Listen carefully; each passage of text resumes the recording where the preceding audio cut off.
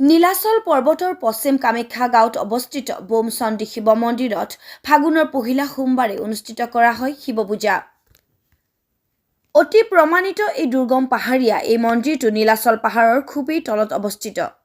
মন্দিৰলৈ যোৱা পথভাগ চৰকাৰে বনাই দিয়াৰ বাবে মুখ্যমন্ত্ৰী ডক্টৰ হিমন্ত বিশ্ব শৰ্মাক ধন্যবাদ জ্ঞাপন কৰিলে কাউন্সিলৰ অজয় চক্ৰৱৰ্তীয়ে। ফাগুন মাহত যেহেতু পবিত্ৰ শিৱ পূজা অনুষ্ঠিত কৰা হয় আৰু ফাগুনৰ প্ৰথমটো সোমবাৰ বুলি বোমচণ্ডী মন্দিৰত এই পূজা ভাগ অনুষ্ঠিত কৰা হয়।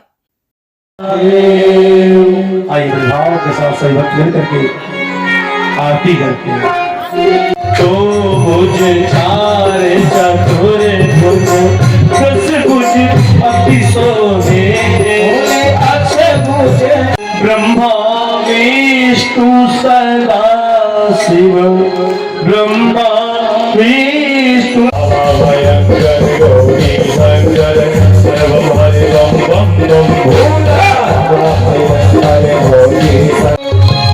जो आज बालासुर की नगरी में दर्शन देने के लिए आ गए। ओ डमरू की आवाज सुन श्री श्याम भी आ गए। डमरू की आवाज सुन বোমচণ্ডী মন্দিৰৰ 25 বছৰ উপলক্ষে যি আমাৰ যে 13 তাৰিখৰ পৰা যি কাৰ্যসূচী আৰম্ভ হৈছে তাৰে যে কথা হৈ আছে শ্ৰী মহাপুৰাণ মহাৰাজ তেওঁ বৃন্দাবনৰ পৰা আহিছে আৰু যিসকল পণ্ডিত আমাৰ বোমচণ্ডী মন্দিৰত পূজা কৰি আছে তেওঁলোক আমাৰ কাশী বিশ্বনাথৰ পৰা আহিছে। আমাৰ 13 তাৰিখৰ পৰা শিৱ মহাপুৰাণ আৰু সদায় তাতে আমাৰ ৰুদ্ৰাভিষেক হৈ আছে। 23 তাৰিখলৈকে আমাৰ শিৱ মহাপুৰাণ চলিব। 24 তাৰিখে আমাৰ যেনেকৈ তেওঁ ক'লে যে আমাৰ ইয়াতে 1,25,000 শিৱলিংগৰ পূজা হ'ব একেলগে। তাৰ পিছদিনা আমাৰ 24 তাৰিখে ইয়াৰ পৰা শোভাযাত্ৰা ওলাব গৌ মাতাৰে। 26 তাৰিখে আমাৰ শিৱৰাত্ৰি হৈ আৰু 27 তাৰিখে পূৰ্ণাহুতি হৈ আমাৰ পূজাৰ সমাপন হ'ব।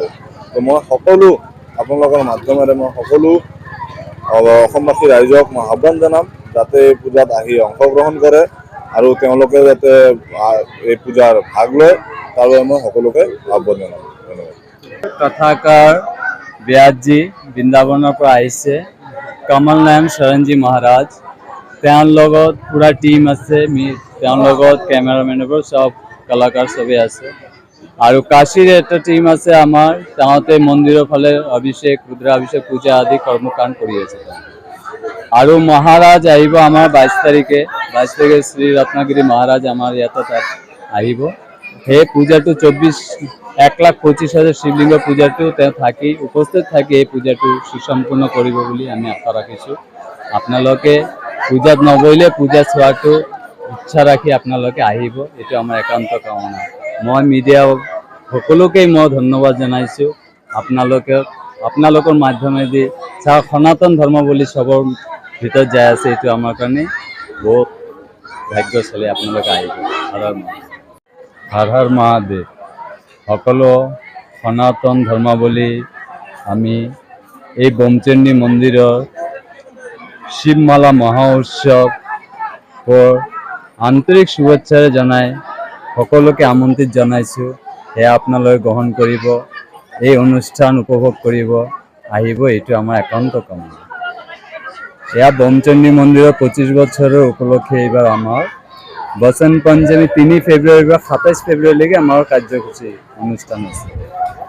3 ফেব্ৰুৱাৰী বসন্ত পঞ্চমীৰ দিনা আমাৰ এটা গুৰুকুল উদ্বোধন হৈছে, বৈদিক গুৰুকুল, আৰু এটা চিত্ৰকলা গুৰুকুল উদ্বোধন হৈছে, যিটো নেকি আমাৰ সব বাচ্চাৰ কাৰণে। তাতে আমি আৰ্ট শিকাম, শ্লোক শিকাম, সৰস্বতী বন্দনা শিকাম বাচ্চাগিলাক।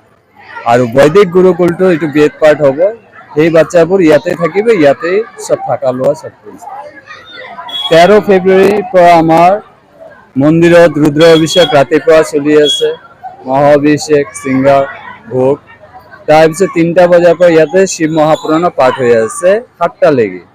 আজি পঞ্চম দিৱস, আশা কৰোঁ আপোনালোকে চবেই শিৱ মহাপুৰাণৰ সৎসংগৰ আনন্দ ল'ব, সেয়া আমাৰ একান্ত কামনা। অহা 24 ফেব্ৰুৱাৰী সোমবাৰ, সেইদিনা আমাৰ এটা বিশেষ পূজা আছে, সেইটো অসমত হোৱা নাই জানেই পাই আছোঁ। যেনেকৈ কি 1,25,000 শিৱলিংগৰ পূজা হ'ব। সেই শিৱলিংগ পূজাত 125 গৰাকী মূৰ্তি বহিব পাৰিব। প্ৰতিটা চিটত দুজনকে বহিব পাৰিব, 250 জন মানুহ বহিব পাৰিব, যজমান বহি কেনে পূজা কৰিব। এটা চিটত 1,000 শিৱলিংগৰ পূজা হ'ব।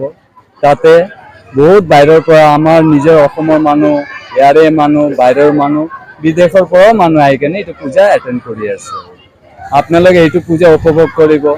একেলগে 1,25,000 শিৱলিংগৰ পূজা হোৱা মানে এইটো জেগা কি ভাইব্ৰেশ্যন হ'ব এইটো টাইমত আপোনালোকে গমেই পায়। আৰু 25 তাৰিখ আমাৰ কলেজ শোভাযাত্ৰা ওলাব। মানুহে হাতীয়েদি লয়, আমি হাতী দি নলওঁ, আমি গৌ মাতা দি লওঁ। হাতী বল প্ৰদৰ্শন কৰে, গৌ মাতা ধৰ্ম প্ৰদৰ্শন কৰে। আমি ধৰ্মই বিচাৰোঁ। চবৰ ভিতৰত ধৰ্ম সোমালি আমাৰ চব শান্তি হ'ব। যিমানেই তাগত নহওক, ধৰ্ম নহ'লে এইটো বৃথা। ৰাৱণৰ তাগতো থকা নাই, আৰু আমাৰ নিচিনা ক্ষুদ্ৰ মানুহ কি থাকিব। সেয়া আপোনালোকে চবে আহি আনন্দ ল'ব। 26 ফেব্ৰুৱাৰী মহাশিৱৰাত্ৰি, সেইদিনা আমাৰ ৰাতিপুৱাৰ পৰা ৰাতিলৈকে দিনে ৰাতি লঘুৰুদ্ৰা মহাভিষেক চলিব। 27 ফেব্ৰুৱাৰী আমাৰ মহাযজ্ঞ আদি ভোগ আদি দি কেনে ৰাজৰাজস্বী অভিষেক মানে সন্ধিয়া 7টা বজাত পূৰ্ণ আহুতিৰে পূজাৰ সমাপ্তি হ'ব। সেয়া পূজা আনন্দ লোৱাৰ কাৰণে আপোনালোকক আমন্ত্ৰিত জনাইছোঁ। একান্ত কামনা আপোনালোকে এইটো আহক, উপভোগ কৰক। এয়া মন্দিৰ বনচণ্ডী, যোনে চাব তাৰে শান্তি লাগিব। এইটো মোৰ অনুভূতি। আপোনালোকে আহি চাওক, এই পাহাৰৰ মাজত বাবা নৰ্মদেশ্বৰ বহি আছে। আহক দৰ্শন কৰক। Har Har Mahadev. News desk report ইত্যাদি A to Z।